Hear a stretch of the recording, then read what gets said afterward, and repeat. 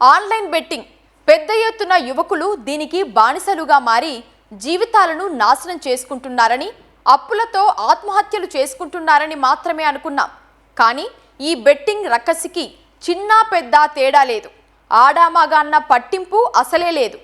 పని పాట లేనివాడు ప్రభుత్వ ఉద్యోగి అన్న భేదాభిప్రాయాలు అసలే లేవు. ఎవరినైనా ఆహ్వానిస్తుంది, అఘాతంలోకి నెట్టేస్తుంది. హాయిగా ఉద్యోగం చేస్తున్న ఓ కానిస్టేబుల్ ఈ బెట్టింగ్ వ్యసనానికి ఎలా బానిసయ్యాడు? అప్పులు తీర్చడానికి అతను ఏం చేశాడు? కంచె చేను మీసిన చందాగా తప్పులు చేసిన వారికి బుద్ధి చెప్పి సక్రమ మార్గంలో నడిచేలా చేయాల్సిన ఓ కానిస్టేబుల్ దారి తప్పాడు. సులభంగా డబ్బులు సంపాదించాలన్న అత్యాశతో అడ్డదారులు తొక్కాడు. తప్పులపై తప్పులు చేస్తున్న భర్తకు అడ్డు చెప్పాల్సిన భార్య సైతం ఆన్లైన్ బెట్టింగ్ కు అలవాటు పడింది. అప్పులు పాలైన ఆ దంపతులు బాకీలు తీర్చేందుకు ఏం చేశారు? చట్టాన్ని రక్షించాల్సిన గౌరవప్రదమైన వృత్తిలో ఉన్న ఆ ఖాకీ ఎలాంటి చట్ట వ్యతిరేక పనులకు పాల్పడ్డాడు?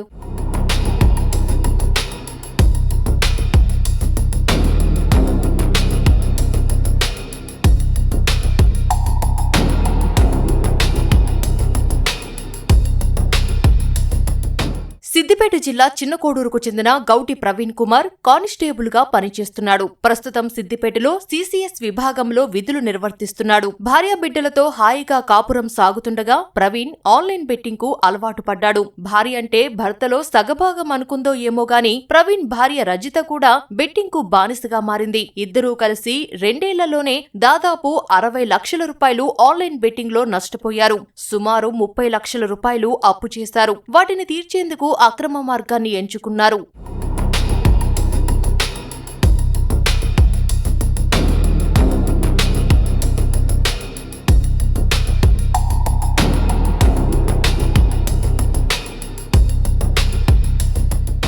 బెట్టింగ్ ఆడేందుకు డబ్బుల కోసం ప్రవీణ్ తన తమ్ముడికి చెందిన స్థలాన్ని సిద్దిపేటకు చెందిన స్థిరాస్తి వ్యాపారి విశ్వనాథం వద్ద తాకట్టు పెట్టి 12 లక్షల రూపాయలు అప్పుగా తీసుకున్నాడు. రోజులు గడుస్తున్నా డబ్బులు తిరిగి చెల్లించకపోవడంతో ఆ స్థలం అమ్మేస్తానని విశ్వనాథం బెదిరించాడు. దీంతో కంగారు పడిన ప్రవీణ్, రజిత ఆ స్థలం మా తమ్ముడిదని, అమ్మితే ఇబ్బందులు వస్తాయని విశ్వనాథానికి చెప్పారు. తమ వద్ద మరో ఫ్లాట్ ఉందని, అది మీ పేరే రాసిస్తామని నమ్మపలికారు. వారి మాటలు విని ఫ్లాట్ చూడటానికి కానిస్టేబుల్ కారులోనే బయలుదేరి వెళ్లిన విశ్వనాథాన్ని మెట్టుబండల శివారులోని నిర్మానుష్య ప్రదేశానికి తీసుకెళ్లారు. అక్కడే అతని కాళ్ళు చేతులు కట్టేసి మెడకు వైరు బిగించి అత్యంత క్రూరంగా హత్య చేశారు. ఆ తర్వాత అతని ఒంటిపై ఉన్న 10 తులాల బంగారు నగలను దోచుకుని మృతదేహాన్ని ఇమాంబాద్ వద్ద కాలువలో పడేసి అదే కారులో హైదరాబాద్ పారిపోయారు. అక్కడ ఆ నగలను ఓ బంగారు దుకాణంలో అమ్మేసి సొమ్ము చేసుకున్నారు.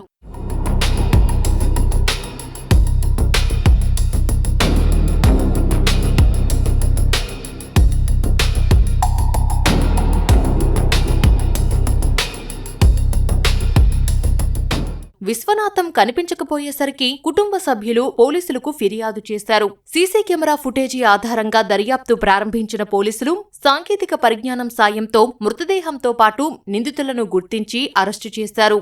ఆ వ్యాపారి ఎవరైతే ఉన్నాడో మిస్సింగ్ పర్సన్ కానిస్టేబుల్ ప్రవీణ్ అనే వ్యక్తి తీసుకుపోయినట్లుగా కొంత సమాచారం ఉండడంతో ఆ యాంగిల్లో తర్వాత సాక్షుల వాంగ్మూలాలు, తర్వాత టెక్నాలజీ సాంకేతిక పరిజ్ఞానం ఉపయోగించి అతన్ని విచారించడం జరిగింది. సో ఆ విచారణలో తను, తన భార్య ఇద్దరు కలిసి కూడా యాక్చువల్గా ఏంటంటే ఈయన కొద్దిగా ఆన్లైన్ బెట్టింగ్కు అలవాటు పడి చాలా వరకు అప్పులు జరిగినాయి. ఒక 35-36 లక్షల వరకు అప్పులైనాయి. ఆ అప్పులను తీర్చే ఉద్దేశంలో ఇతని పైన ఒంటిపైన బంగారం ఉన్నది గ్రహించి ఇద్దరు కూడా పథక ప్రకారం అతన్ని చంపి అతని ఒంటి మీద ఉన్న బంగారం తీసుకొని ఆ డెడ్ బాడీని కెనాల్లో పడేయడం జరిగింది.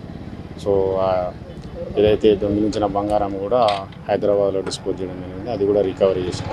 ఇద్దరిని కూడా కోర్టులో ప్రవేశపెట్టి జైలుకు జ్యుడిషియల్ కస్టడీ రిమాండ్ పంపడం జరిగింది.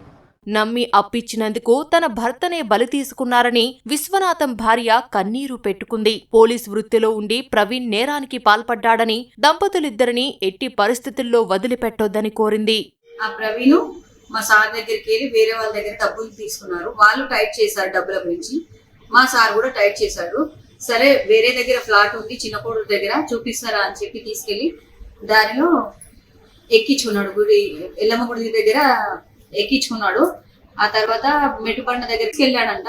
అక్కడ ఏం జరిగిందో తెలియదు, కానీ మా సార్ని చంపేసి రంగనాయక సాగర్లో పాడేశారు. అది మాకు చాలా బాధాకరంగా ఉంది.